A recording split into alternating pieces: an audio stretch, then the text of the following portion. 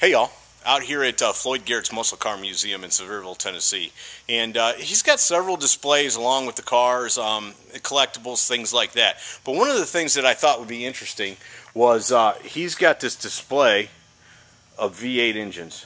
Floyd, how are you, brother? Fine, Scotty, and you? Good, good. Tell me a little bit about this display and how you got them set up and what was represented here.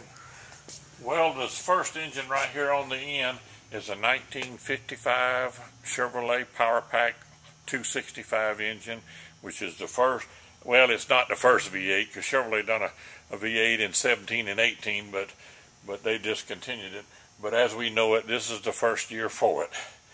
And this is the legendary small block Chevrolet that Ford has spent billions of dollars trying to catch and still trying to catch them. So it's pretty much still the same design today as the small block Chevrolet? Yes, it is. Then next, we have what they call a 63 Z11. Oh, that's a pretty motor. Chevrolet, of course, went in 61, went to the 409. Well, this is kind of a takeoff of the 409, where they stroked it 150 thousandths because NHRA and NASCAR put the cubic inch limitation at 430. So that's the reason why Plymouth is 426, Pontiac 421, Ford and Chevrolet was 427. But you'll notice this is a two-piece intake with high port heads, aluminum water pump. This engine will come in 55 cars for drag racing purposes only. Aluminum heads, aluminum fenders, aluminum hood, aluminum bumpers. It was a lightweight version, like I say, is known as the 63 Z11. Now, what would have those? Now you say 53. It's not 53 different models, but 53 cars total. 55. 55. And what would have that been? A Bel Air or something that came in? No, they come in two-door hardtop Impalas only.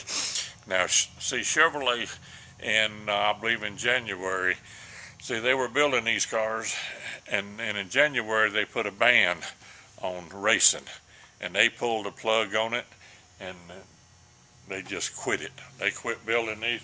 You were lucky to get parts if you needed them. And I've had people come in the museum and tell me that my sign's wrong back there. That Chevrolet didn't make a 427 out of a wedge-shaped motor, but I know they did.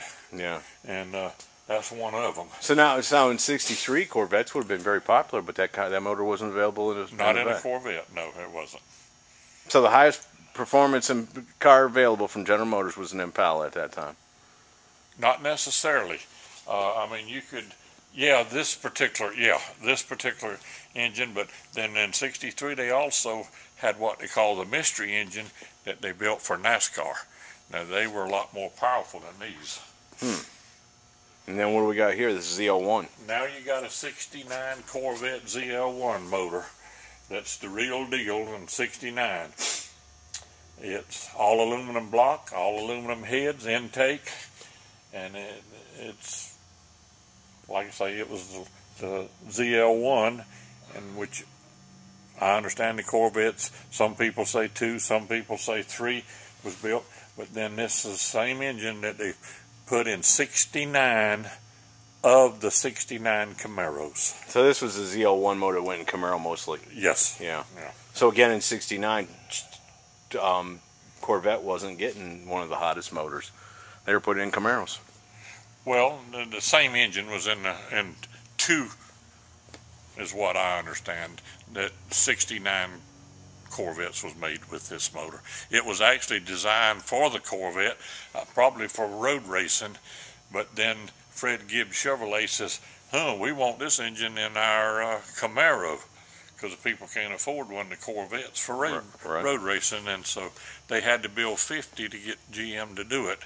So they ended up with a total of 69 because different dealers found out about them, and so they... That's interesting history, though, because you always think Corvette, but Corvette seemed like it was on the back burner at a lot of times. There was something else was in front of it, it seemed like. And notice this here too, Scotty. This 63 Z11, see the horsepower rating on that was 430 horsepower. Right. See the horsepower rating on this bad boy here? Yeah. That's 432. 430. Right. All right, these are the engines that with 12-to-1 compression would put you out 550 horsepower. This engine here, from what I have been told, and let's put that in there, right. that engine there would put out 150 more horsepower than this engine here. Wow. I don't know which one I like better. I like the valve covers on that. I like the looks of the W motors. I do too. That was in my day, but both of them are pretty motors. Oh yeah. And then this here is the SB2 motor.